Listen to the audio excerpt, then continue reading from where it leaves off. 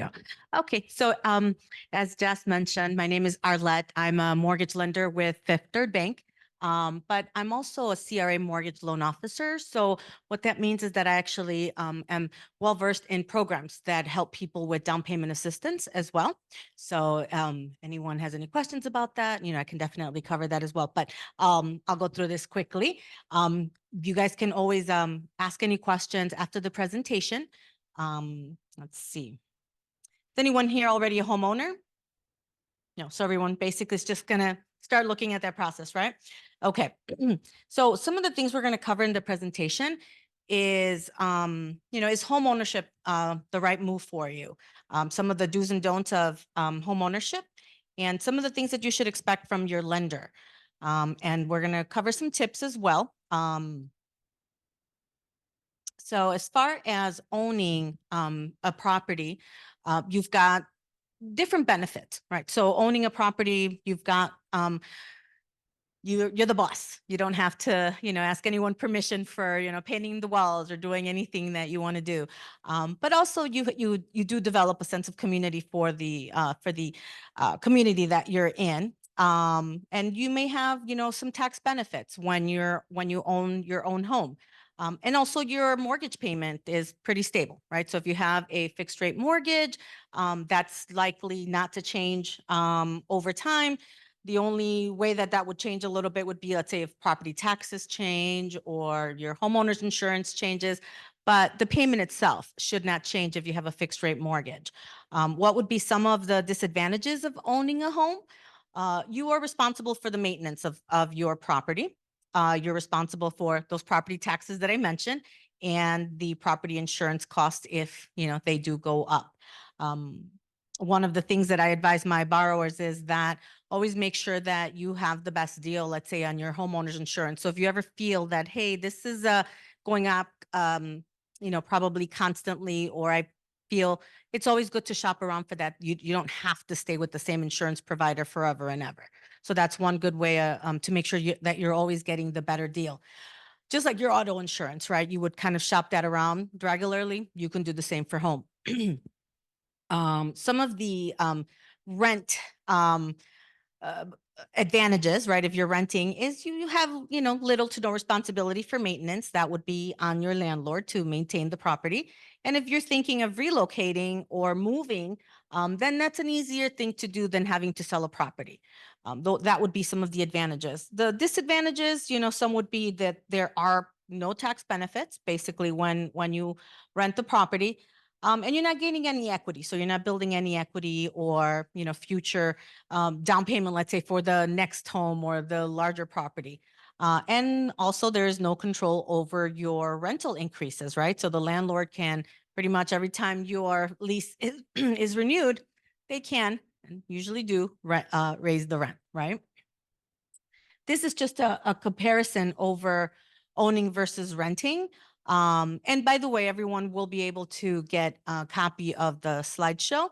But yeah, I mean, it basically, when you're renting over a 7-year period, the average, you're going to spend is about $151,000 versus when you own the property, about $143,000. But remember, you're building equity when you own a home. So you're actually going to have some savings over the long term versus renting. You basically just kind of threw it all away. So ownership, you based on this scenario, right, you would actually save about $68,000. And that's money that now when you sell that property, let's say if you're moving to your next bigger home, that's how you start to build some of that wealth, right? So that you can take that on to the next bigger home that you're moving up to. Some of the things of do's and don'ts of buying your first home. The most important thing, of course, is to start with getting a pre-approval. So meet with a lender, get pre-approved, because that's actually going to show strength. So a real estate agent's really not going to take you shopping. I don't think they want to take you shopping for homes if they don't know what you actually qualify for. So a lot of us, who don't do this for a living, say, hey, I like this house for 400,000, but they really don't understand how the tax bill works, how the insurance works, what that payment's really going to be like. So once you actually sit with a lender, you get a much better sense of this is what I qualify for, or this is what I'm willing to pay for. This is my personal budget. So it's important, right? So that when you meet with your realtor, they already know kind of what's in your budget, what are your preferences, and more than anything, what you can afford, so that when they do present an offer on your behalf, they know that it's pretty much a solid transaction and it's going to be a good experience for you rather than having, stumbling on any issues that the lender didn't prepare for. What are some of the things that you need to think about, when purchasing a property, is how long you think you're going to stay in the property. So if this is your starter home, you may not want to start at the very top. You might want to build that, slowly, on a more affordable property and build the equity. So those are some of the things to consider. Do you think maybe you might be moving, be relocating, because of your job? Also, the school district, right? If you have children, are there, is there certain things in the community that you'd like to have? So it's good to do a little bit of research for that. And then again, working with a real estate agent will help you find those things that are important for you and your family.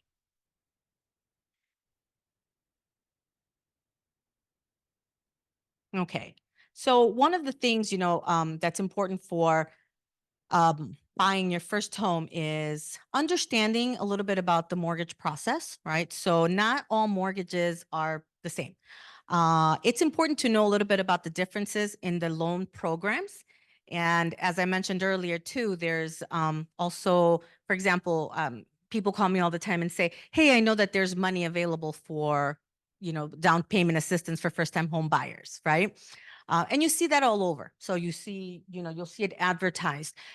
It's super, I really, can't stress this enough. It's really important to understand, how do these programs work, the down payment assistance? So some have, there's a lien. So when you close on that loan, you will have to wait a certain period of time before you can actually sell or refinance that loan. Otherwise, you'll have to pay a portion of that money back. There are others where that money is forgiven the day of closing, right? So it's important that you know kind of what the ramifications are, what you're getting yourself into with some of those programs. So one of the things that's very important when you're meeting with a lender is definitely getting your tax returns. Most recent 2 years of your tax returns, bank records, which would be just most recent 2 months of your bank statement. So savings, checking account, any 401k, assets that you may have. So when lenders ask, let's say for a 401k, people say, oh, but I'm not using any of that money. Nope. We're not requiring that unless you need to withdraw, a portion of that, right, for part of your down payment. But assets is always a good thing to have. So it's always very important that sometimes, especially when an underwriter is underwriting a loan, and let's say credit could be a little bit marginal and, down payment is minimal, it's always nice to know that, hey, but we have a nice, healthy 401k where if this borrower needed to take something out for future payments, it just solidifies that loan if need be. So, and the reason I mention that is because sometimes people do hesitate and say, oh, but I don't want to show you that. Okay, but it's not that we're going to ask you to use that if that's not your intent. Okay. Um, so let's see. That, I think that's basically it as far as, but if your lender, ask, so it's saying follow our tips for finance to get finance ready. It's really important that if a lender doesn't ask you a lot of questions, right, about your financial situation, then there might be a lot of surprises, right? So I usually ask borrowers, hey, do you work full time? Do you work part time? Um, you know, uh, I do ask to see pay stubs ahead of time. So a lot of lenders, I don't know if any of you have any experience, you can actually go online and you can fill out a mortgage application and then it spits out a, yeah, you're approved. But no one asked you to look at your W-2s, your pay stubs. It's basically giving you an approval based on what you verbally put in, right? And if you're not a mortgage lender, how do you know that you calculated your income or your assets correctly? So don't be offended, right? If there's a lender out there that's doing their job properly and asks, no, I'd like to see those W-2s. I'd like to see those pay stubs because they're going to actually verify the income. So when a realtor calls me and says, hey, I have a letter here, pre-approval letter from one of your borrowers. Is it a good one? I said, yeah, of course. And they have the right to ask that because they have been burned many times where they get a letter from a lender or sometimes an online company. And, the borrower really did not present any of that information. So when they actually do get a contract accepted and now underwriting is actually verifying the information, whoops, it's not exactly what was on that initial application, right? And so someone who's self-employed is a perfect example. They might say, I make 100,000. Okay. But once you file your tax returns and you have deductions and losses or expenses, your net's actually a lot less than that. That's a scenario where I would never issue a pre-approval letter without actually verifying what's our real income, right? So it's very important. So if a lender's not asking those questions, you should also, make sure that you're talking to someone else, right? Feel that they're doing that, they are looking out for you. Okay. And then I think learn about the home buying programs. And I think I had mentioned that already, that there are down payment assistance programs. You'd be surprised. A lot of people think, oh, I make too much, I won't qualify for that. There are so many programs out there that you'd be surprised that in most cases you do qualify for a down payment assistance program.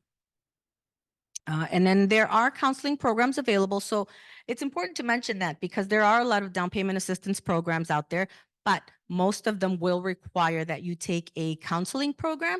So most of the counseling programs will provide you with a certificate that says you have completed this program. And basically what they do is they talk about the responsibility of home ownership, how to budget for home ownership, how to budget for future repairs, things like that. And that certificate will be required prior to a closing. The lender will ask to see that in order to issue that certificate and that credit for your down payment assistance.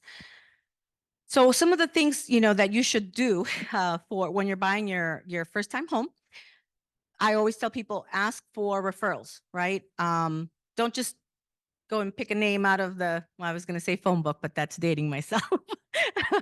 Just, ask your friends and family who have they used, who do they like, who could recommend. I think that's still, the best way to purchase, to any large purchase, I would say, right? Even a car. That's something that I would do. And also, don't just talk to one, maybe talk to two, three. So that way you get a feel of, okay, is this person really, looking out for my best interest? Is this the best deal? Are they going to look for the best deal for me?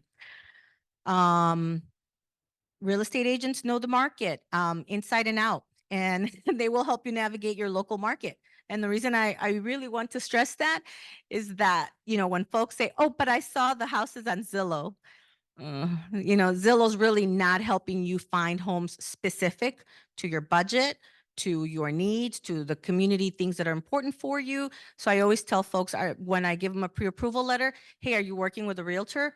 No? Okay, you really need to work with someone, right? Instead of just kind of blindly looking for properties that way. I always, I think it's really important. So real estate agents, right, they will represent your best interest and have access to the listings and schedule the showings and work for you in your negotiations. So that is really important. I would never, I don't think I would buy a home without a realtor or a real estate attorney, right?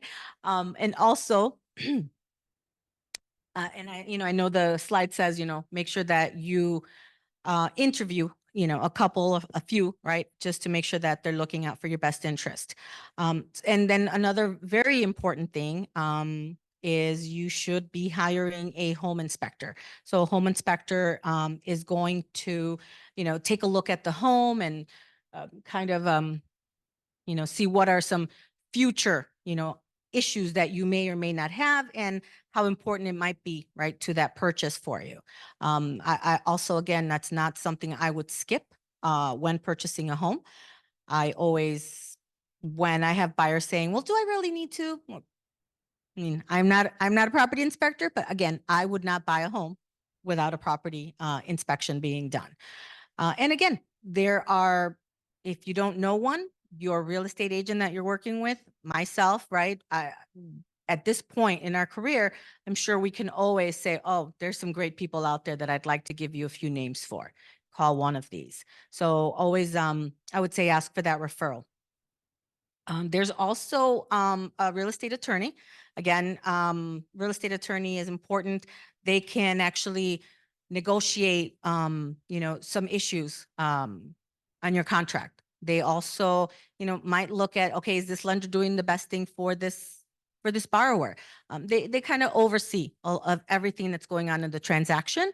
So real estate attorney is also very important. And again, your real estate agent, your lender can, offer some referrals for some if you don't know one, but friends and family are also a good source for giving you some names for real estate attorneys. Home warranty. So home warranty is, something that you purchase for, unexpected failure of appliances, in the home. So it's not very expensive. A lot of people do ask for a home warranty, to be provided to some sellers when they list their home. They immediately just, I see in the contracts, the home warranty offered. If they don't offer it, you can ask, right, and see if they say yes, right? But I'm sure that our professionals that are going to be speaking after me can talk a little bit about that. But that's something that would help with some unexpected repairs in the home of appliances, mostly not repairs of the home, but some of those mechanicals. Some of the other do's and don'ts of buying your first home: don't rush. That is really, really important. Sometimes I think, like when you go and buy a car, it's very emotional, right? This is a much bigger transaction. It's important that you take your time, think it out. And absolutely do not negotiate any contracts without your real estate agent. That's who you should be. That should be your best friend during this process. And don't buy more than you can afford. So sometimes, people tell me, I'll get a part-time job. Yes, this is more than, I really wanted to spend, but it's really probably not a good thing, right? You definitely want to stay within your budget. Yeah, don't spend more than you should. So lenders, I think they do a good job of assessing what you actually qualify for, right? So like the numbers don't lie. Right? They say based on your income, this is what you qualify for. This is what you should be spending. So when people say, yeah, but I make more in cash. Well, if we don't see that in your tax returns, we can't use that. So there's no way really, around that. And right now it says, one of the things is there's a lot of competitiveness, right? So don't underestimate the power of competing buyers. Right now, having a solid pre-approval letter, I would think, is very important when you're out shopping. Having a good lender, a reputable lender can, really, I think, sway. Sometimes, when your realtor presents your offer on your behalf, to say how solid, right, this offer is. So you always want to put yourself in that position where you do have a solid offer and you're in a better position where you might seem more attractive to a seller in accepting your offer. And of course, never be afraid to ask questions. I think sometimes I do tell my buyers, my borrowers, hey, you're not asking me any questions. What's important to you? not necessarily even just ask questions of me, ask questions of your realtor, of your inspector, of your real estate attorney. You should never be shy about anything that comes to mind. And then of course, do not be pressured into making a decision if you're not comfortable. So I've had buyers where, they've been told, you should offer this much. Well, I don't know, is that within your budget, right? So I always say, before you do that, if it makes you uncomfortable, let's run the numbers and we can figure that out if that's within what you're comfortable with. So I know sometimes people say, but my realtor said I should do that. Okay, right? Your realtor should also be looking out for your best interest, right? So is that what you're comfortable with? And then sometimes, we can get on a phone call, all three of us, and talk about it. So don't be afraid. Always feel comfortable going into that transaction. And the most important thing I would have to say is do not. Once you've applied for a mortgage, or even if you're preparing, so let's say even at this point, if you know that you want to buy a home, don't go opening new credit cards. Probably don't buy a car if you don't have to. So if you don't have to buy a car, now is not the time, right? So especially if you don't have a car payment right now, that's great because that actually takes away a lot of buying power from your qualification. So if you're thinking of buying a home or have already applied, try to not open any new credit cards or make any major purchases at this point. And this is the reason why, right? So how do we determine your eligibility for a mortgage? We have something called debt to income ratios, right? So basically what we're looking at is your gross monthly income. So let's say based on an income of $5,000, which would be $60,000 a year, we're going to look at basically it's called a front end ratio, which is 28%, and a back end ratio of 40%. So the 28% ratio says if you don't have any debt, basically 28% of $5,000 would be $1,400. And that would be the mortgage payment that you qualify for. And when I say mortgage payment, that would mean principal, interest, taxes, and insurance. So that would be your what you would qualify for. But let's say you do have expenses, that you do have a car payment, student loans, credit cards, right, revolving accounts.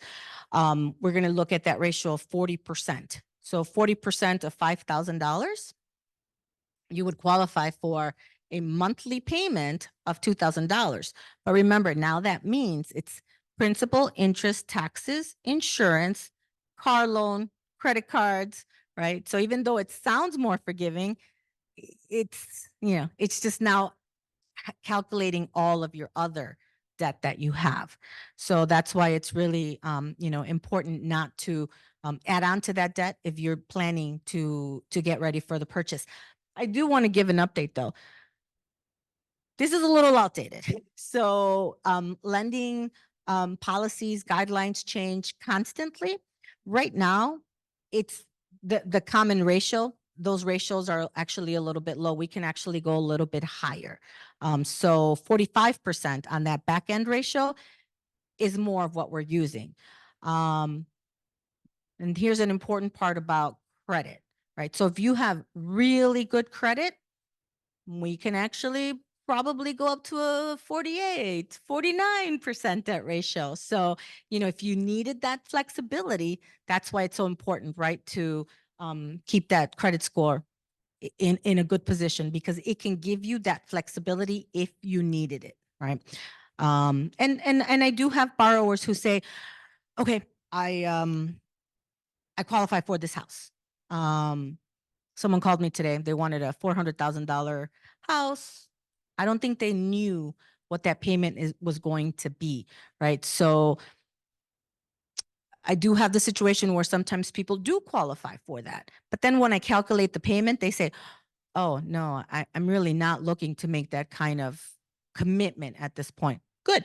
Listen to yourself, right? If you feel that at that point. So even if your finances say you do qualify for it, but it seems a little too much, then that's probably something you should listen to yourself. And so I always kind of do remind my borrowers, I'm like, remember what you said. Are you okay with that? Right? Yes, we can extend those ratios. Are you okay with that? And, so it's always important that you have that conversation. All righty. And so some of the things to expect from your lender. So some of the mortgage costs. So I think I had mentioned that your mortgage payment is not just going to be based on your principal and interest of the loan. It's also going to include your taxes. So the taxes are collected pretty much every month with your mortgage payment. So we're going to divide that, let's say that annual tax bill by 12. So along with your principal and interest, we're going to collect 1/12 of the taxes, so that when your tax bill is paid out 2 times a year, there's enough in what's called your escrow account. So the escrow account is going to include your taxes and your homeowner's insurance. So when you purchase the home, when you go under contract, you're going to have a prepaid homeowner's insurance for 1 year. So that is an expense, right, that you will have to have, is pay for your homeowner's insurance up front for 1 year.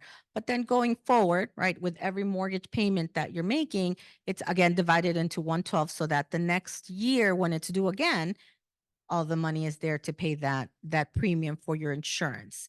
Part of the cost also in obtaining a loan upfront is going to be processing fees. So the lender does have processing fees. Processing and underwriting, ordering an appraisal, that's basically what that is. So it is important when you compare lenders, what those processing fees are, because they can vary quite a bit. Title charges are fees incurred by, so the title company will verify that there are no liens on the home that you're purchasing. So you want a title that's free and clear. And so the title charges are a good chunk of what your purchase, what your costs are for your purchase. There will be an application fee when you have a contract ready. It is non-refundable, but that application fee basically lets the lender know that you are moving forward with that loan. And that's what gets that file into processing, getting the appraisal ordered, and getting the lender and everyone in the team working to get that loan to closing. Appraisal fee will be another cost and part of your closing cost, and that is someone that comes out and verifies that what you are paying for the home is what it's worth. So a lender is, I can't think of a scenario where a lender would do a loan without an appraisal, right? It's because people ask. An appraisal must be done. So the bank will never do a loan if an appraisal has not been done. There are situations where an appraisal can be waived, right? But that's basically, I see that a lot on refinances. So someone has recently refinanced that loan. And then, I don't know, 6 months later, a year later, they're going to refinance because rates went down again. So there's already information about their property, about the borrower. And of course, if the credit is in really good standing, that would be, a situation where that can be waived. But purchases really are, there's an appraisal that will be done, or just an assessment of value of the property. Earnest money, when you present your offer, your real estate agent's going to tell you that you're going to need to put a small deposit, right, for when presenting that contract. That earnest money is part of the cash to close that you're going to bring at the end of your transaction. So it's kind of a upfront funds, right? So if your down payment was, I don't know, $5,000, and you gave $1,000 earnest money, then you're gonna owe $4,000 at the end of the transaction, because you already prepaid some of that upfront. And then of course there are different types of programs, right? So there are fixed rate interest rates. The most common adjustable rate mortgages are rates that generally can be lower because it's fixed only for a certain period of time. So on an adjustable rate mortgage, it's a kind of You could do, let's say, a 5-year ARM. And basically what that's saying is for 5 years, that rate will be fixed, but then it will begin to go up and there's different increments. Why would someone take, let's say, an adjustable rate mortgage? Maybe somebody who is starting out with their first home and they know that, hey, I'm not staying in this condo for more than 3 or 5 years. That might be a situation where you would say, yeah, I think I'll do this because my intention is to, get the bigger home in a short period of time. That's a good way. Right now, there's not a huge difference between the adjustable rate mortgages and the fixed rate mortgages. It's also again about what's going on in the in with mortgage rates. But it is important to take a look at that because sometimes that could make a difference in making your payment more affordable. So it's a good conversation to have that your lender not only tell you, here's today's 30-year fixed. Also, they should be telling you about what other options there are. And I'm sure, for example, everyone has heard of, an FHA loan, and that's through the Federal Housing Administration. There are, some benefits to an FHA loan. I do want to point out that oftentimes people think that FHA is the one loan that every first-time home buyer should get. Not necessarily. Is it the best loan for everyone? Not necessarily. So one distinction, for example, with an FHA loan, your down payment, the minimum down payment required is 3.5%. Most people don't know that you can actually do a conventional loan with 3% down. So it's actually even less, right? So make sure, again, that your lender is asking questions and that they're giving you the different programs that are out there so that you can make an informed decision. I think at the end of the day, that's what it's about, right? That you know how to make an informed decision because you've been provided all of the information.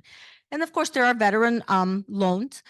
For the veteran loans, anyone who's been a reservist, an active duty service member, the loans also can have more flexibility with down payment requirements, like no down payment, but also even just the underwriting guidelines. So if credit, kind of like even with the FHA loan, if credit is a little marginal, you've had some issues, these can be a little bit more flexible. So those would be some of the reasons, right, why those loans would be good for someone specifically. So sometimes someone can't get a conventional loan approved, only an FHA.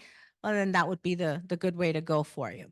How do you get ready for your purchase?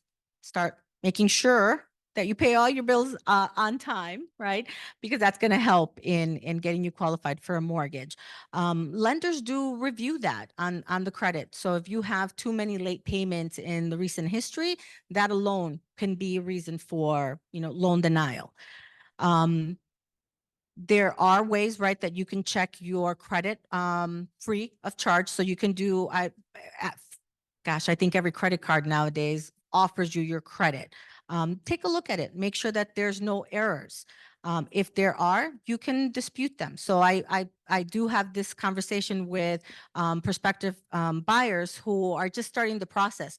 And I always ask about the credit. So when someone tells me, yeah, I have a 615 credit score, I always say, why is it 615? Let's take a look. And it's usually sometimes there's an error or maybe their credit is maxed out. And then I kind of help them on how to get out of that situation. And so that way they can be ready in a few months, right, for the purchase of their home. Saving for a down payment. It's going to be important, right, that you do put some money away for a down payment, but also keep in mind that if you're a little bit short, don't let that be the reason why you don't talk to a lender about buying a home.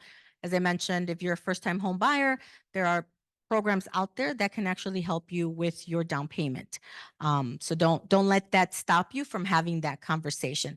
And then, as I mentioned earlier, just, make sure you gather your, W-2s, pay stubs, your tax returns, because that's going to help your lender actually, make sure that you are, qualified for that loan.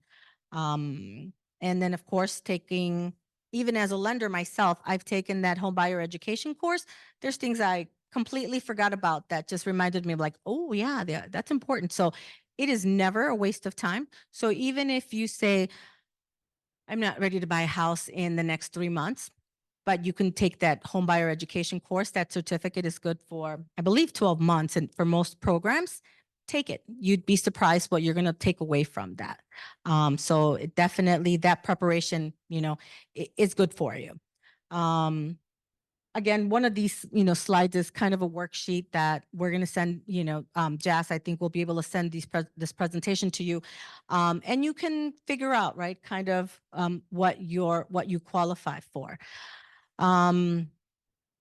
So some of the items of, getting started for your purchase is the pre-approval process. So sorry, not once you had your pre-approval completed, you're going to meet with your realtor, right? You're going to present once you have your contract, your realtor is going to provide that to us, and we're going to just, take the transaction, from there. So we're going to ask for all that documentation that, you were supposed to prepare, right? Your financials, and present that to your lender. That's pretty much about it. I know I probably talked a lot. I don't want to keep you guys too long, but if you have any questions, feel free to just go ahead and, and ask. And you will have that presentation. You're welcome to reach out with any questions that you have. Thank you. That was all so informative. My name is Denise Taslar, and I've been a realtor. Can you hear me okay? Is it working? Oh, wait, no, you have one already? I do. Is it working? Just perfect. Thank you. My name is Denise Taslar, and I've been a realtor since 2003. So I actually, in March, will be 20 years. So I have enjoyed my career. My favorite is actually working with first-time home buyers and explaining how the process works. So if you see a smile on my face, it's because I love sharing the information. Let's see. Here we go. Here we go. Perfect. So the very first step would be to interview and select your realtor. It's never too early to do that. If you're not thinking that you're going to buy for 3, 6, 9 months, even a year, it really isn't too soon.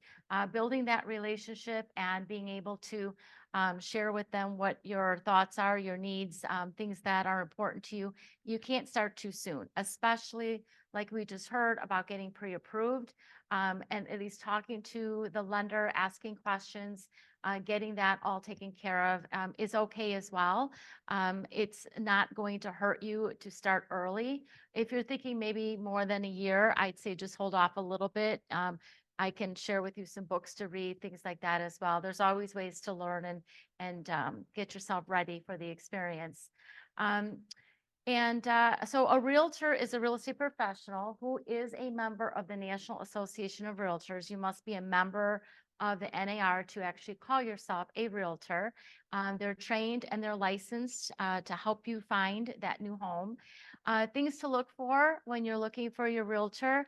I would strongly urge you to find somebody that's a very strong, good communicator, somebody who replies quickly to you, gets back to you. It's extremely important that they're treating you that way, because they're going to be able to then reach out and talk to the other broker on the other side. So you're the buyer, there's maybe a listing agent involved, and we want to make sure that there's good communication there. There's good communication between your realtor and your attorney, your home inspector, the lender. So it's very important that one of the skills that they have is to be a good communicator. You want somebody, I always use the saying, holds your hand. I know that, you physically don't need someone to hold your hand, but I do believe that you need somebody that will, quote unquote, hold your hand from beginning to end. Making sure that they make themselves available to you. They set expectations so that you understand what's your role, what's their role, how are you going to work together. They're detail oriented, and that they are a strong negotiator. I'm asked this a lot, and it's an important question. How is a realtor compensated for representing you? And that can be actually different depending on the property, the seller. Some sellers will compensate the brokerage that your agent is working for. So like, for instance, if you had, and I'll just throw like an App Properties agent or whatever the brokerage is, the seller actually pays the commission to the agent from you, from the buyer, but then there are some times where the buyer will pay their agent directly. So this could be different in different situations. That's why it's good to sit down with a realtor, interview them, talk to them about how compensation will take place so that you have an understanding, there's no surprises, and you can move on with looking for that home. The advantages of being pre-approved. Well, there's a big advantage of being pre-approved, and like we heard, it's so important that you actually have that pre-approval before you ever start actually going to look at properties. Right now, you probably have heard it's a seller's market. Homes sell very quickly, and if you didn't have your pre-approval letter, you could go see a property on Friday at 4 o'clock. And it could be gone by 8 o'clock. And if you didn't have your pre-approval letter, you wouldn't have been able to make that offer. And that's just leading you to disappointment because that home wouldn't then be available to you. So better to come prepared with your pre-approval letter all ready to go. So if you did decide that you wanted to move forward with making an offer on that property, you'd already have it. I always call it, it's like having a passport to leave the country. You can't go right now to O'Hare and leave the country without your passport. Same thing, you can't really go buy a house without having your pre-approval letter. Now that you know how much you're approved for, it's time to start looking. So this is where the fun stuff starts happening with shopping for a home. And house hunting really begins with a town or neighborhood. You might not know right away which town, which neighborhood. You might have two, three. You might have even more than that. I always say that if you're unsure, even before you start looking, sometimes just like go to the downtown area, go to that neighborhood, like go to some restaurants, like get a feel for the place. That way, you kind of already have an idea of what maybe is interesting you, right? Maybe you're looking for parks, you're looking for, different ways to get to the interstate quickly. That's all very important stuff. So go ahead and tour, go through the towns. You want to look at your proximity to work, distance to shopping. I always throw in the shopping because I like to shop, or restaurants, medical care availability, traffic flow, neighborhood schools, distance to the schools. Like I said, parks, libraries. And then another thing that your realtor can help you with too, are homes in that area, what percentage each year has the value gone up or has it stayed the same? Is it decreasing? Those are all important things to consider as well when you're looking for what neighborhood. You may need office space or a room to entertain. Are you looking for a home to grow in, or are you looking for a home like we just heard, maybe you only want to be there for 3 years? So very important that you explain to your realtor, where you are with many of these questions. Stay flexible, prioritize what you would love in a home, and accept that you may not find every feature, but perhaps you can add them later. So those are always your wish list, your to-dos, things that you could do down the road. Also asking your realtor to help you with, if I did this, would it increase the value? And if so, maybe in 5 years I did this. It's something that a realtor can help you with is formulate if it would make sense to put that addition on. Maybe you're buying a property and you don't want to leave it in 5 years, but you've outgrown it. And if before you ever buy it, you said, okay, if I added a X amount of an addition to it, would the home values in that community even support selling it after you did that addition? Or would you be putting too much money into it? So when you have found the house you want, you and your realtor, totally your decision. Your realtor is just guiding you and helping you with how much you would like to offer on that home. You will have to weigh some important factors, and here's a few things to keep in mind that may affect the amount you want to offer. The home's asking price, recent home sales in the area. Your realtor will provide and needs to provide sales data to you, market conditions, days on the market, and then really, how much do you want that house, right? If it's something that you see yourself, wanting to purchase and staying there for a while, those are all factors to consider. The condition of the home and the location of the home. And then are there any other offers on the house? So right now we do see multiple offers. Not maybe like we saw in the last few years when we heard about how there were 20, 30, 40 offers on one property, but we are still seeing multiple offers. So that is something also to consider. And then very important is you want to know, is it a seller's or a buyer's market, right? So how do we kind of explain if it's a seller's or a buyer's market? If we have what we call 6 months of inventory, and there are, so I guess the best way for me to explain it is, think if right now today in a certain community, no more homes were going to come on the market, right? And if it took 6 months for all those homes to be sold, we call that a healthy market. Anything less than 6 months, we call that a seller's market. And anything more than 6 months, we call it a buyer's market. Right now, in many of the surrounding areas, I'd have to, poll, I didn't do that, but if I were to look, I'd say right now we're still between like 1 and 2 months of inventory. It's still a seller's market. But 6 months would be more what we would call kind of average, right? Important to know. So if you were thinking of buying now, I tell you, seller's market, that we're going to use that for your negotiation skills to figure out what maybe you would offer in order for it to be accepted. But if you were saying, well, I'm not going to be buying, and none of us have a crystal ball, but what if it was down the road, right? It's got to be reassessed every time. So your real estate professional is going to prepare the documents. They will make your offer official and present it to the agent who represents the seller. I think it's very important that prior to your actually doing that, you sit down with your realtor, have them go over a whole buyer, kind of like a timeline of how this works, right?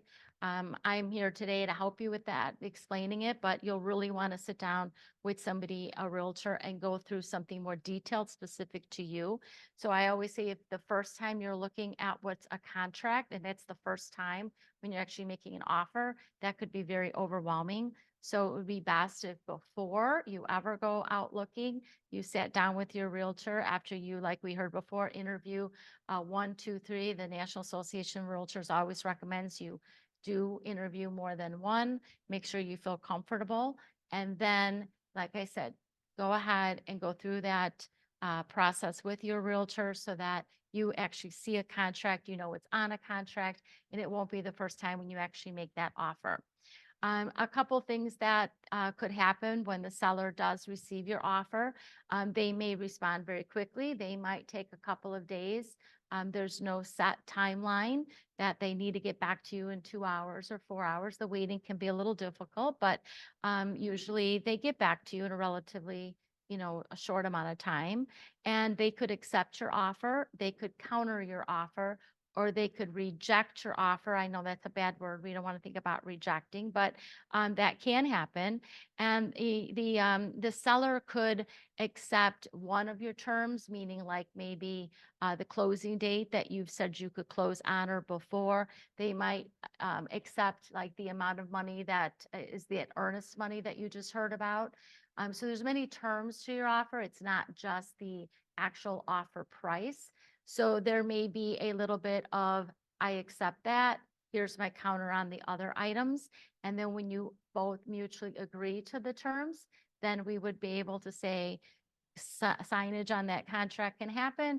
And now you have an executed contract to move forward to purchase a property. In most cases, the sellers do counter on offer price more than any other term. And that process will continue, like I said, until everybody agrees. The countering is done verbally. So when you make that offer originally, it is in writing on the contract, but the countering can be verbal.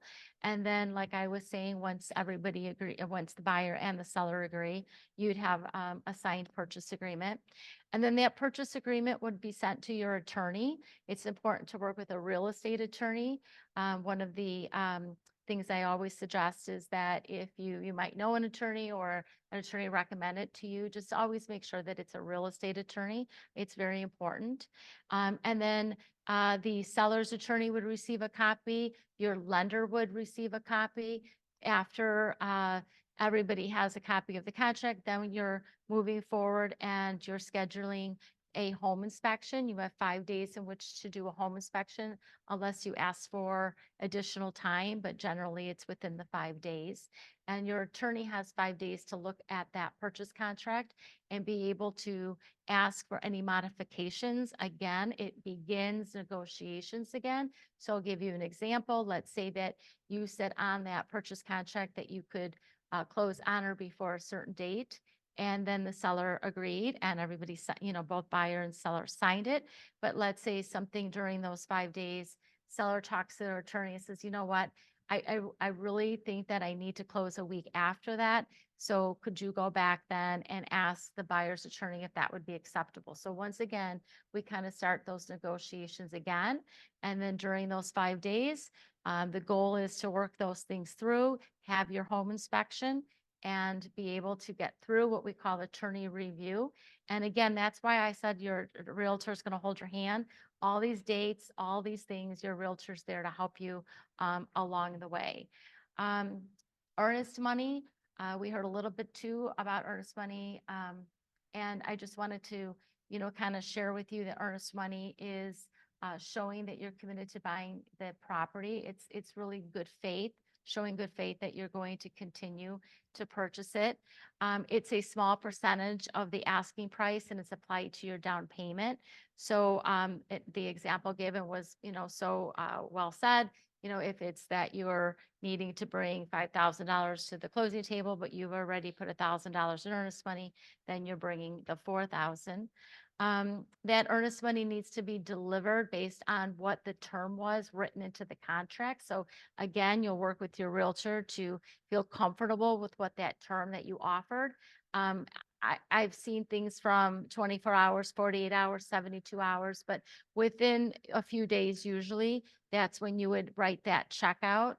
And it would be, again, an amount that's agreed upon between you and the seller. Yep. Moving forward. So as per the contract, you will have 5 business days from the acceptance dates to go over that contract with your attorney. You'll have the modifications during that time. You'll also schedule that home inspection during the time for the property, including radon, which we'll hear more about radon and what that all means with having an inspection from Greg. After your home inspection, your attorney will send to seller's attorney and any requests you may have for repairs or for credits. The seller does not have to say yes to you, but you certainly can ask. One of the ways that I like to think about if you should ask for something to be repaired or a credit so that you could repair it is, I always like to ask, are you somebody who likes to have something just done and complete it? Or are you somebody who likes to kind of take the control and kind of do the project? Meaning, let's say that there was something in the electric that needed to be repaired. Would you ask the seller to have the electric repaired so that at closing it's done and you have a receipt showing that the seller hired a licensed electrician, the work was completed? Or, and then they're choosing the electrician, it's just done for you that way? Or do you like the idea of having a credit? And then once you own the home, you're calling the electrician of your choice and having the electrician do the work. Again, if you choose the later, then if you settled for, say, $2,000 and it wasn't 2,000, it was 3,000, that would be on you then that the work it did cost more. So sometimes, especially first-time home buyers will choose to ask to have the work completed by a licensed electrician. But it's your decision as to how you want to ask it. I just always think it's important that you know that there's options to ask for and what would please you the most. I find a lot of times, and like I said, Greg will talk more about radon. I find a lot of times first-time home buyers would like to have the radon situation taken care of if there are high levels before you ever own the home. Maybe you're closing at 2 o'clock and you're moving in at 8 o'clock on the moving truck, and you would already like that all taken care of. So I just want to make sure that you understand that you can choose how you want to ask. That doesn't mean that the seller may respond the way that you'd like them to. They may come back and say, hey, I don't want that work done in the house. Once I close, I'm more than happy to give a credit so that you can do the work. That may be, the response. And again, everybody would need the buyer and seller both to agree in order to move forward. Let's see. Appraisal. Oh, so we talked a little bit about appraisals tonight, but at that point, the appraisal would be ordered. One suggestion I have is that you do ask your lender to not order the appraisal until you are done with all of the negotiations. I know that when I've been a listing agent and I get the call that the appraisal's been scheduled, a lot of times that kind of says that you gave the okay to spend your money and you're probably moving forward with the property. And I just think that that kind of shows your cards. And if you're asking the seller for a credit to have something repaired, they kind of know already that you're willing to put maybe $500 in to pay for an appraisal. You're probably not backing out on buying that home. So if you just kind of give it a little bit of time, get through that attorney review period, and then when you have agreement, then you call your lender and say, good news, I've agreed with the seller's agreed with me, we're moving forward, I'm going to be buying that home. Then you say, go ahead and order the appraisal. A copy of the earnest money is given to your lender, and then your lender will need to provide a written loan commitment by the date noted to the purchase agreement. So if you said that you were closing on or before X date and that your loan would be approved by a certain date, then the job of your loan officer will be to go ahead and issue the loan commitment. There's a lot that goes on between that and the appraisal. You will not really have as much communication with your realtor at that point. It's kind of like you and the lender. So when your lender asks you for your paperwork, the things, that's why it's so good to have it all prepared before. That checklist is so good that you have tonight, because as you're being asked for these documents, the sooner you can turn them in during this time, the smoother the transaction's going to go. And then continue to follow up with your lender during the process. Again, submit everything in a timely manner. And then during the time of before closing, you're going to go ahead and you're going to order your homeowner's insurance policy. Like you've already heard, it's the first year that you're going to pay upfront. So just know that is one of the costs that you want to have ready, prepared before you enter into that purchase contract, that you can pay for a 1-year home insurance policy. And then suggestions to call your insurance carrier. I would say if you have your car insurance with one company, sometimes it's good to call that same company, and they'll do like a multi-discount for having your car, your auto along with your homeowners. That's a good place to start. And then before closing, right before, you're going to need to call to set up your electric, your gas, your garbage, your water, your internet. Your realtor will be able to provide phone numbers of who to call. Some of them you can do online, like ComEd, NICOR, depending on where you're buying and what service is there. Final walkthrough. So now you've got your loan approved. The seller knows that you're going to be coming to the property right before closing, doing what we call a final walkthrough. You're going back to the property, making sure that when the seller moved out, they didn't put any holes in the walls. You're checking, even though you did the home inspection, you never know that from the time the home inspection was done till the time that you're actually purchasing the property on closing day. What if maybe there was a leak under a sink? So you're going to do what I call like a very, very mini home inspection, and your home inspector is going to help you at the home inspection to kind of say, hey, these are the things to look for when you do your final walkthrough. And when you're working with a professional realtor, they also know what to look for to help to make sure that you're doing a final walkthrough that's helpful. And the conclusion of your real estate transaction is when those legal documents are all signed at the closing table, those funds are dispersed. And at that point, you can say, congratulations, you are now a homeowner. I gave a very, what I call a textbook kind of timeline of how to buy a house. There's going to be a few little bumps in the road once in a while, but that's kind of why I think it's so important that your relationship with your realtor, that you feel like there's trust there. They're, watching out for you, taking good care of you. And you'll get through those bumps. It happens, and you'll be able to move on to home ownership. So, all right, we have Greg now helping you with what is the home inspection process all about. Thank you very much, Denise. Welcome. Hello, everybody, both to the ones welcome to be here in the room and the ones that are joining us online. We're kind of talking now about what the next part of our buyer's process. So at this point, you've been pre-approved for your loan. You've been out looking at homes with your realtor. You've found that one home that fits your needs for price, the neighborhood that you're looking at, size of the house, everything like that, and you've placed an offer on it. So at this point, that's when we are going to be looking for our home inspector. The home inspector's job is basically to do a complete evaluation of the house for you so that you can kind of prioritize expenses that are coming up, things that maybe are not working, they're broken, they're not safe, they're not structurally sound, things we may be asking the seller to do, or getting a credit, as Denise mentioned, and taking care of them on your own, so that you can kind of prioritize and make a business decision for the home that you're looking at. Meaning, is it still in your price range after you pay for those expenses? Or are you not going to have the money to actually do that? So that's where you're looking to get your home inspector. My name is Greg Lehman. I own Classic Home Inspection Service.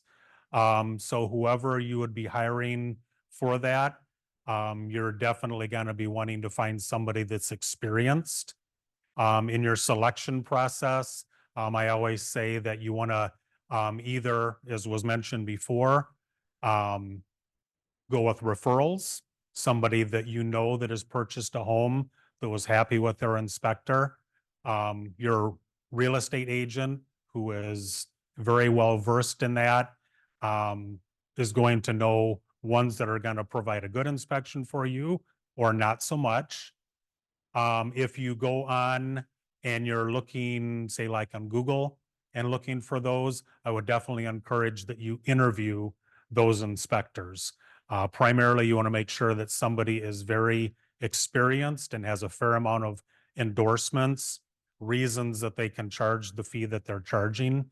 The people that are inexperienced and maybe don't have a lot of education on specialty items, maybe like on older homes or things like that, the only way that they're going to attract you to use their service is price. So you want to be careful on lower priced inspectors because that's the only way that they're attracting you in.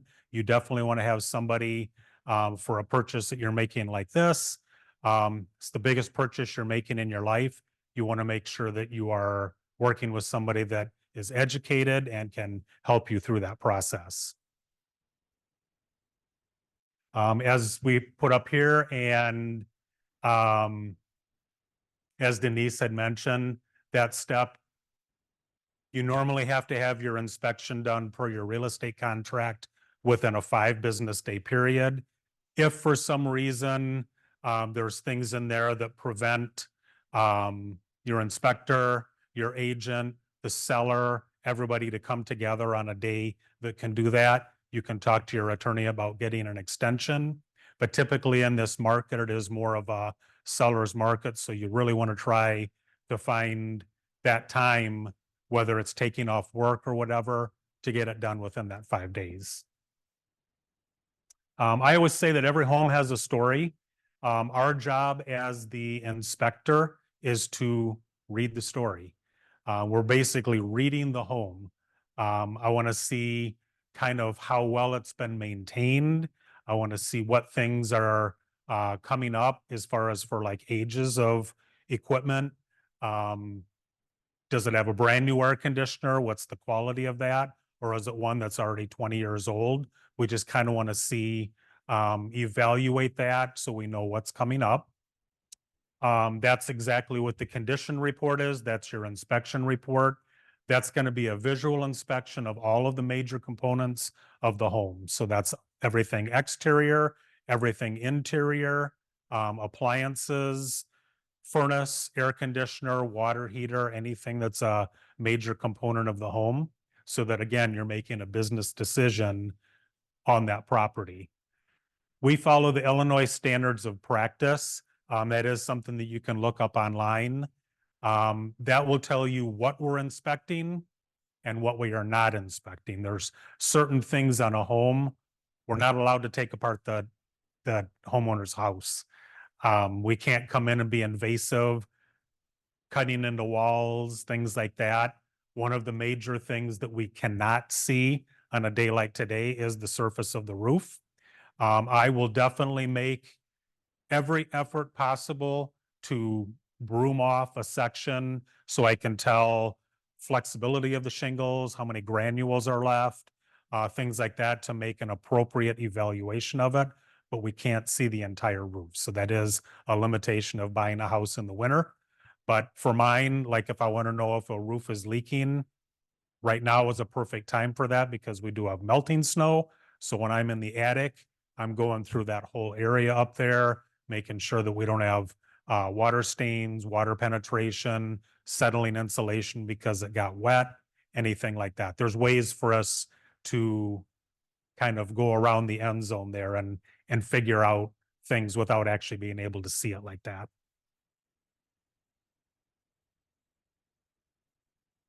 So the standards that we use following the Illinois Standards of Practice is everything is graded using satisfactory, marginal, and poor. Anything, regardless of the age of the house, if we say satisfactory, that means it's working, it's installed properly, and it's within its normal expected life. Marginal are things that are working fine today, but they may be at or beyond their normal life, or it was installed improperly, and we just need to make some sort of little adjustments on it. Nothing major, but something small that still keeps it in that it's working, but we have a need. Or those are the needs of the property. So those are going to be your big issues. Is it broken? Is it, it's not working? Is it safe? Is it structurally sound? Those become the needs of the property. So typically, those are things that you would be asking a seller to take care of if it's not being sold as is, or if it is being sold as is and everything is up for you to take care of. Those are going to be your priorities to make sure that we're budgeting for it and we get those taken care of right away. One thing I want to explain is a lot of times people, when they come into it, they've done a little bit of research and they want to know if everything is up to code on a house. The only way everything is going to be up to code on a house is if you're buying brand new construction. If you're buying a house, and typically if it's going to be a first house, it's usually one that's a pre-existing home. Sometimes it can be anywhere from like 20 years to, like I did one this morning that was 88 years old.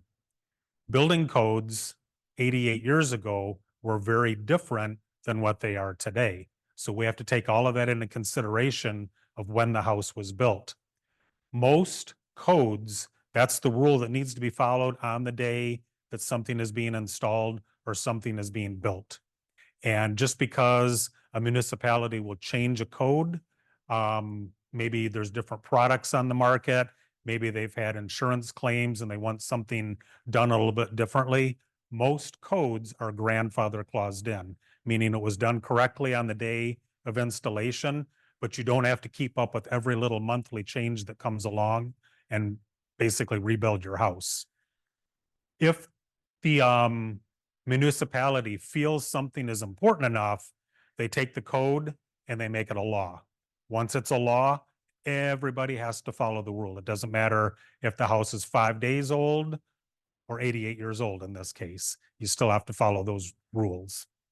And then in our reports, we're also putting in things that we know are coming up for future repairs. If we have a water heater, let's say is 20 years old, average life of a water heater is about 12. We know that that's coming up. So that would be put in as a marginal. It's working, but we know that that expense is coming up.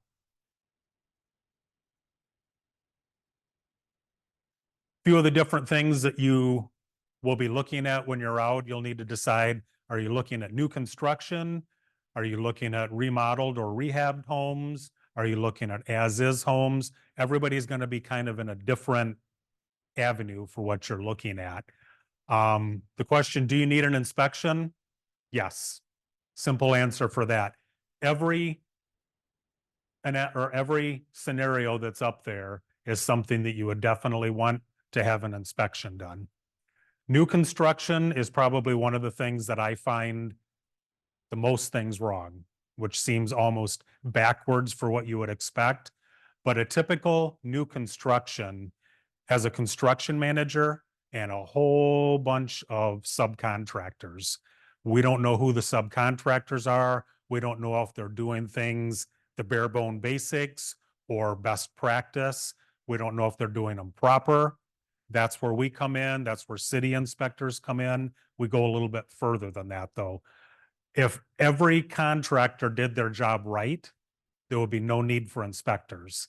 But obviously, there's municipality inspectors, there's home inspectors, because things don't always get installed correctly, no shortcuts, anything like that. Remodeled homes, technically, a rehabbed home, you don't have to have a license to rehab a home. So there's a lot of people that they will watch a YouTube episode, they'll watch the home shows that are on there. They go into a house, they start knocking down walls, they start doing things, and it doesn't mean it's necessarily done correctly. So that's what we're there for, is to make that decision as was it done correctly. And then as is homes, those are the ones that are being sold that they say, we're not doing anything. This is the price. Buy it as is. It's either take it or leave it. Those are the ones that are like very important to have done. Some people will say, well, I don't have to have an inspection done because they're not going to fix it anyway. But you want to know what is coming up. You know, have that analysis done so that you know, is it going to cost $10,000 or is it going to be $60,000 to take care of the needs of that house? Some of the things that I have up here, I'm not going to go through every single one of them. I have two handouts in the back there. One of them is one that you can take along with you when you're looking at houses. So it's almost like a checklist of certain things that you want to look at just to make sure that they look like they're in fairly decent condition. You don't really have to be experienced on it, but a lot of times you get in and you're looking at all of the, you know, the lipstick that's on it, and you just kind of want to look a little bit deeper just to make sure that this is the house. I point that out because if you're not making an analysis of the house and making a business decision, I've had some of them where people will do multiple inspections because you come into the house, they don't look at those things. The inspector comes along, finds them all, they back out of that deal. Then they find another house, inspector finds things, they back out of the deal. By the time you get done, you've paid an inspector like 3 or 4 times to come out and do houses where there's certain things that you can really look at on it that you can kind of make an evaluation on your own as far as whether you want to move forward and then pay the inspector. The other handout that I have back there is more for when you're at the house, maybe with the inspector or prior to that you can list like your concerns, questions, things like that. So when you're with the inspector and doing the presentation at the end, you're going through and it's more like a questions and answers type thing. So both of those will help out quite a bit. These are the top things. These are also in those handouts that I find in homes. Electrical is always the number one thing that we find problems in a house. Most of the things that I find are because, again, people watch YouTube. Now they're an electrician and they just do whatever they need to do to make something work. Doesn't mean it's necessarily right. Electrical issues are kind of a big one because they can cause a fire. So we want to make sure that those, and then everything else kind of falls in secondary to that. Denise mentioned radon testing. So there's a couple tests that I always recommend that you would be getting, whether it's from your home inspector or from a home inspector's recommendation. The first one is radon testing. Radon is a natural occurring soil gas. It's everywhere we go. We're over a part of the country that has limestone, so we have uranium that's deep down in the earth. As it's going through the decaying process, it comes up through the little cracks and fissures, and it's everywhere we go. When we were growing up, it was never a big deal in a house because they didn't insulate them well, they didn't house wrap them. So the radon would come in, it would leak out through the windows, the doors, the roof, and it was never elevated inside the house. But today we build houses, we put more insulation in, more house wrap, we make everything more energy efficient. So we're sealing that radon in the box. We don't want to have that elevated. It is the second leading cause of lung cancer. So there's a test that they can do. It's a 2-day test. They put a monitor in the home. It takes an air sample every minute for 48 hours, and then it spits out an average for that. Basically, anything that's 4 parts per trillion in a liter of air or higher, it's considered unsafe. So if that was the case, you would want to have the house mitigated, or what they call, or it would be just like ventilated out. That is a safety issue, so that's typically something that you can ask the seller to do, or to give you the credit and then have it put in the way that you want it. I usually try to go for advising people to get the credit and doing it later, because they may not put that ventilation pipe exactly where you want it. They may just go with the advice of the radon company, and now all of a sudden you've got a pipe that's exposed in a finished area of the basement or something like that. So this way you kind of get to pick and choose how you'd want to do that. The other test, I don't know if I have a slide on here or not. Nope. The other one that I always recommend, especially if it's an older home, is to have a functional sewer test performed. And that's where a plumber comes out, they put a camera down through the pipe, and they're going to be able to tell if we have broken tiles, tree roots, anything like that inside of the pipe. When I do an inspection, the first thing that I do when I walk in is I turn every faucet in the house on it at the same time. That's more than you would ever do on your own. But I want to overload the drain system to see if anything starts backing up.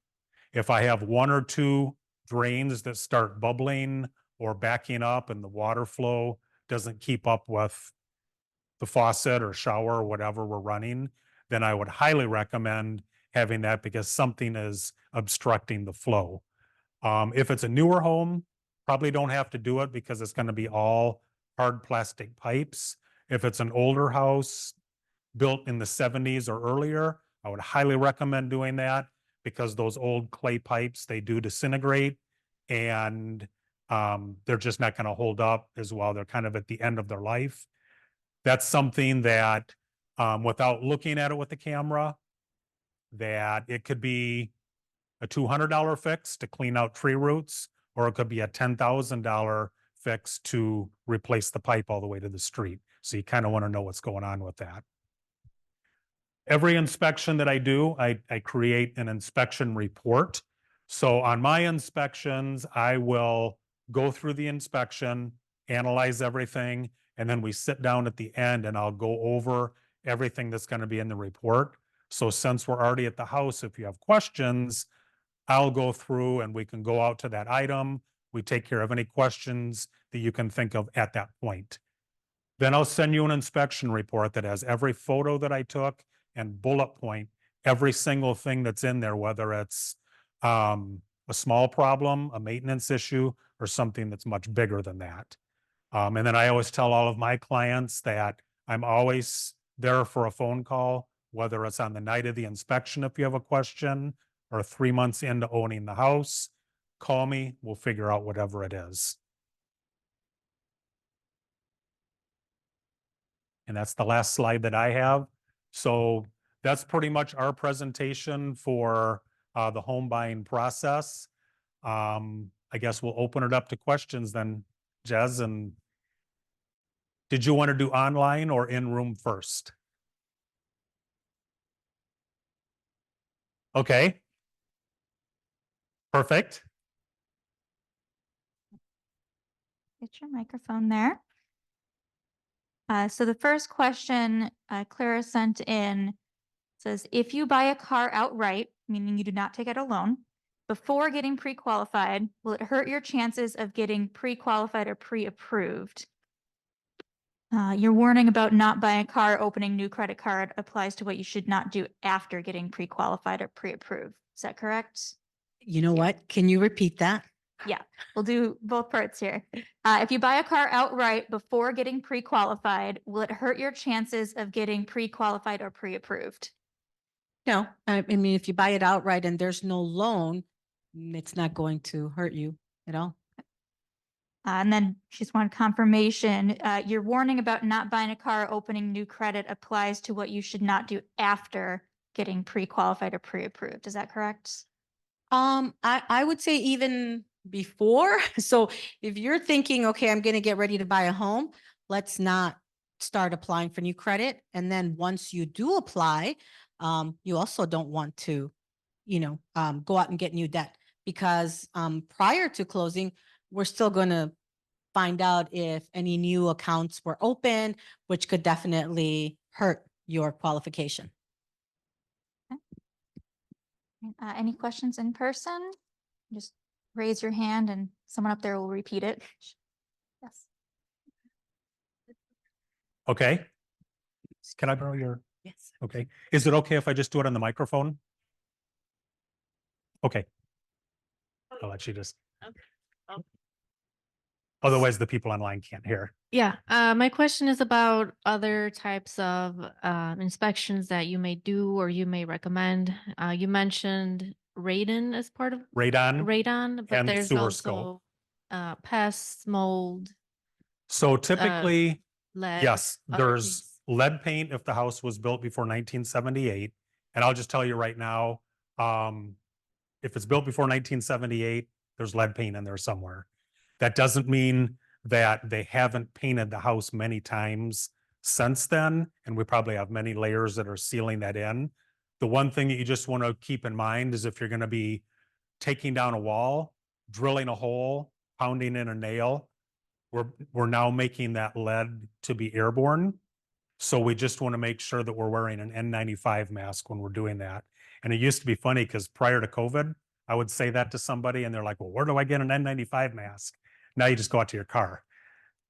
The other ones that you'd want to do, if it's a very old house, would be asbestos. And then if it's and mold. But don't order all those tests until your home inspector has looked at the house. Your home inspector is kind of the generalist. We come in, we're kind of like your general doctor. We're going to look at everything.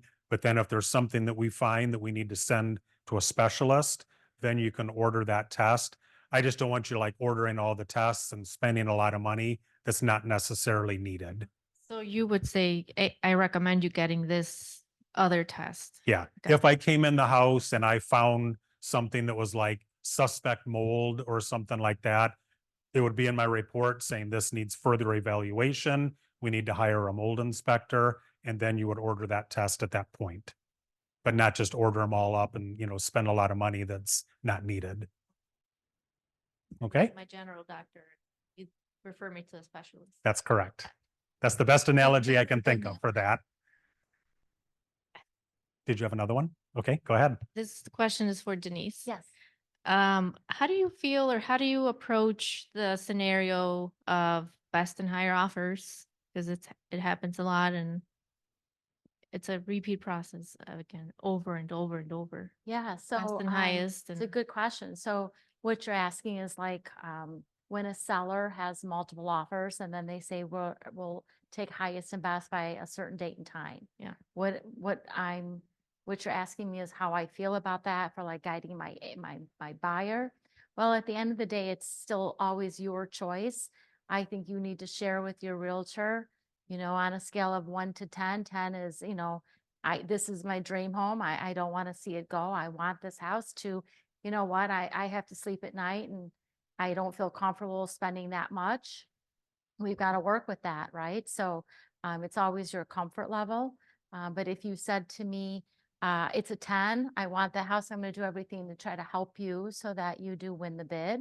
And coming in with what is your strength based off of your pre-approval and where you feel comfortable with your payments. And I think that you said it very well. Always check back with the lender, make sure we run those numbers and make sure that you feel comfortable with that payment before you actually put in that highest and best. Okay. Does an extra, does an extra deposit or anything help with best So, offers? yes, that's a great question. So there's actually many things that are kind of like options that you have available. Some you might say, oh, that is so not something I'm okay with, or wow, that's awesome. I'm gonna go ahead and offer that. So like one of the things with highest and best and making a really strong offer might be if you're in a situation where you could allow the seller to stay in the home and rent the property from you. Actually, a great offer would be to say they could stay without paying any rent for a week, 2 weeks. And it's not for everybody. Not everybody wants to buy a house and not move in the first day or second day after you get it cleaned or whatever. But if you're a seller and you this just works great, you could close, you could get your net equity, so you could buy your second home. Everything is working great, and then not have to have everything on the moving truck that day, and you've got a week or 2 weeks to stay in the property and not even paying rent, or maybe before you were going to go to a hotel on your way driving somewhere, now you're not paying for that. All that kind of stuff makes it a stronger offer. Again, it might not be for you, but I think it's important that you're educated to know what are all of the things that you could do to make that offer the strongest. And then you could say, I like the 2 of those, or 3 I like, and out of the 5, I don't care for 2 to make an offer to offer them that. And I have something to Yeah. add as well, but go ahead. I don't know if they can hear me. Can I? Oh, yes, of course. So one of That the works. things that I wanted to mention about, sometimes a listing agent will call me and say, hey, I have multiple offers here. You're the lender, your borrower. What are their strengths? And because I already verified your income and your assets, and of course the credit, oftentimes they say, credit is phenomenal. I can never disclose any specifics, but I can definitely sound enthusiastic about your qualifications. If our debt ratios are really within guidelines, like I mentioned, I can always say, hey, we are like really well qualified. If they're not hearing that enthusiasm or some sort of proof maybe from the other lender, that can actually, I've had listing agents say to me, you know what, we're going to accept this based on your recommendation because you actually sound like you know what you're talking about, you know your borrower. So sometimes the highest offer might not be the best offer because they might not close. So it's important to get your lender and your realtor working, so that they can kind of advocate for you best. 100%. One of the things that is always kind of scary when a listing agent tells the seller, I called that buyer's lender just to kind of verify, and I haven't gotten a hold of them, and they haven't called me back. Well, if that's how we're starting off the transaction, that might mean that's how it would be the entire time. So the lender who calls back and says, well, I've been working with this buyer, they've been turning everything in on time, they're lovely, it's so easy to work with them, and their credentials, again, not giving specifics, but just the thumbs up, means a lot. So there's many things that you can do to come in and make a strong offer. And like you said, it's not always about the money. Sometimes we always think it's about the money, but it's not. It can be so many other things that the seller, does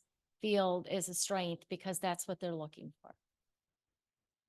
And if you could just elaborate, because I know this does come up, highest and best, when the highest and best is higher than the appraisal, like what Yes. happens at that point? Yes. So if your highest, if you were to come in with a high offer, higher than what the appraisal was for, that would mean that the seller would either have to renegotiate that sales price, because let's say you offered 250,000 for the home and the home appraised at 245. There's a $5,000 difference there, right?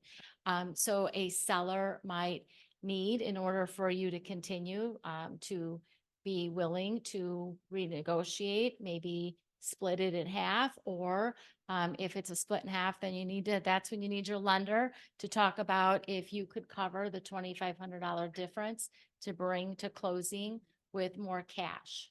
So, and if you guys can't agree, the buyer seller can agree, when that happens, then unfortunately, you know, we don't move forward, which is never what we want to have happen, but Mhm. sometimes that just does happen.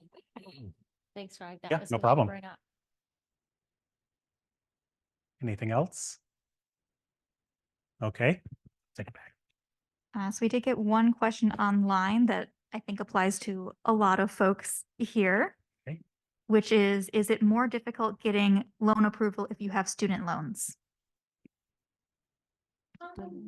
No, actually, this is why it's so important to know about the mortgage programs, right? So there's something called Fannie Mae, Freddie Mac.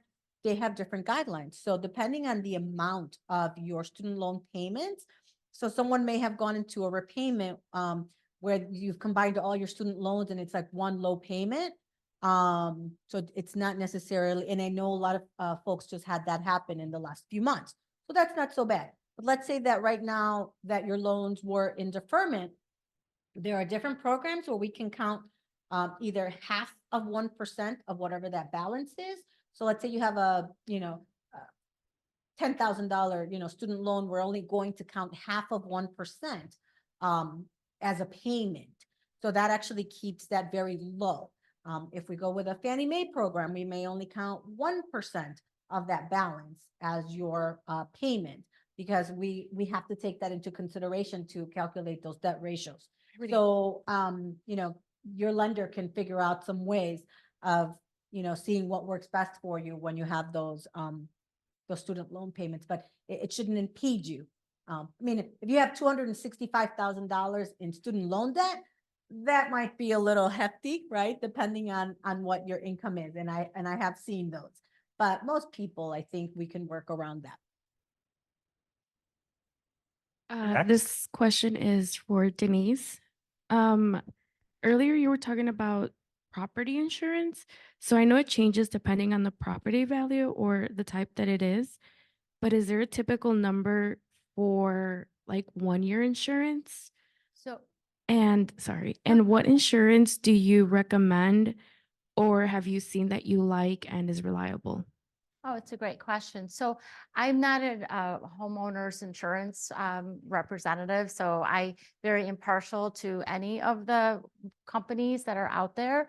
But I would say, like we talked about before, referrals, talking to somebody, a friend's family that have who own a home and have I could throw out some of the big ones, Allstate and State Farm, but again, I'm not here to promote one or over the other.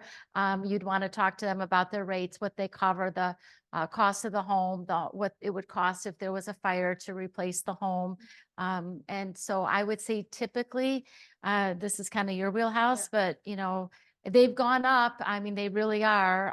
But I mean, what would you say is typical for say I've actually gotten a buyer who went to their State Farm representative and got one quote. I thought it was a bit high, so I said, hey, call this other guy in State Farm, totally different quote.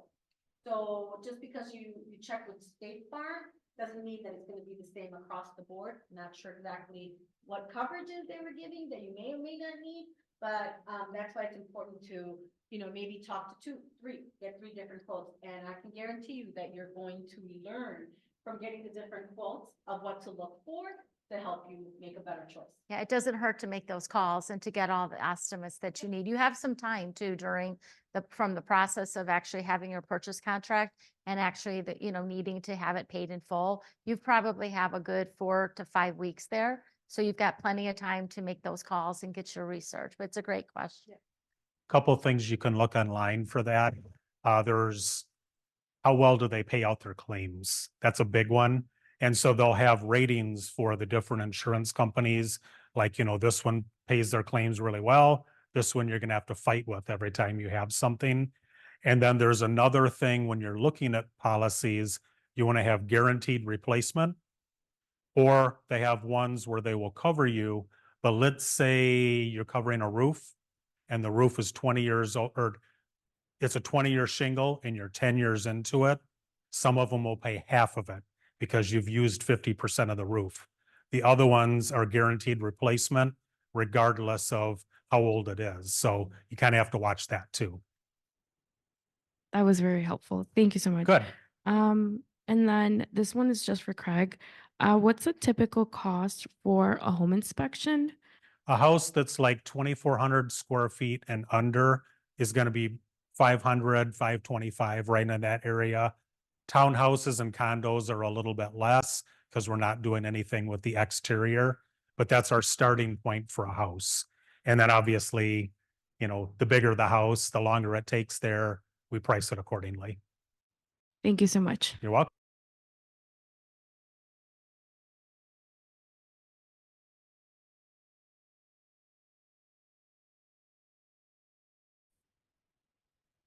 Keep your mic back. All right, I've got a couple more online. Okay. So for Arlette, in reference to doing things that affect your credit, was it mentioned that that includes paying things off or doing anything that might positively affect you, like eliminating debt or increasing your credit score? In essence, we shouldn't do these things either because they can affect our debt to income ratio. Yes. So anything that is, debt related, either whether you're paying off or adding, right, you should talk to your lender about. So I always tell people, I don't judge, right? So sometimes if there are some credit issues, I don't judge. I'm a consumer as well, right? But it's really important that we're I'm your best friend at that moment, right? That I understand. Or if you're going to have some adversity coming up, let's talk about it and maybe I can help you find some solutions. Sometimes people pay off. Let's say they pay off a credit card because they're like, oh, this is going to improve my debt ratios. And they pay it off, but they also close it out. Don't do that because that can actually bring your credit score down. So, when you're going through that process, yes, you can pay down debt, but don't necessarily close out the accounts. But I think that's why it's really important to talk to the lender so that they can give you some guidance on how to manage some of those things. And then does having a larger amount of a down payment in cash help a potential buyer with either getting a better interest rate or negotiating with the seller? It can, yes. I think so. For example, when I mentioned different loan programs, correct me if I'm wrong. If you present an offer with an FHA loan versus a conventional loan, right? I think a lot of sellers prefer the conventional loans because sometimes they're concerned with FHA loans having more strict guidelines with the appraisal or just certain restrictions that the FHA has on their loan product. So, conventional loan, I mentioned that you can actually do with less down payment than you can an FHA loan. So it's not necessarily so much the down payment amount, but I think the loan products sometimes. Yes, if you're coming in with 20% down payment, when you present your offer, yeah, that also looks a little bit more impressive, right? The seller says, well, this person's got, quite a bit of cash, but not everyone's in that position. So I think it's going to be important to analyze what's your position and what's going to be the best thing for you. All right, thank you. Well, that is our time. One more So, question here. Yeah, one more at the front. Okay. Question about interest rates. If I were to go shop around for a different interest rate, how much different would it be from one institution versus the other? It's a great question and I'll move over so that you have the mic or you just. Thank you. There could be quite a bit of a difference. However, one thing I always tell people, and again, talk to multiple lenders, and keep in mind that let's say you apply with 3 different lenders, 4 different lenders in the same week, you can do that. It's not going to count against you every single, time. Just don't do one this month, one next month. That's not going to help you. But, do keep in mind, so some lenders might quote you a rate that sounds really great, but they may not necessarily point out exactly that you're buying down that rate, that you're paying points, that you're, having additional costs. So normally when I quote someone an interest rate, I will quote it with 0 points. This is the best rate I could offer with the least amount of expense. If you have a little extra cash that you want to buy it down, sure. However, because I do work with down payment assistance programs, again, knowing those programs, there are some programs that will actually not necessarily give you a better rate, but it's tailored for first-time home buyers where there sometimes are rate adjustments. So let's say if you're buying a condo, sometimes the rate goes up. If you're only financing 100,000, sometimes the rate can go up. So those are called rate adjustments. But if we go with a first-time home buyer program, those adjustments can be waived. So you can actually come out better on the rate based on the loan program that you actually apply for. So again, you want to talk to a lender that is aware and familiar with all of these different products, because again, that's going to help you be in the better position. Does that help? Okay. All Okay, right, I well, think thank that you was our all for last the questions. information. Yes, thank you for the information, your expertise. We did send out the handouts and the slides to everyone. I will send those to the people in person as well. Just a moment, but thank you all for joining us tonight.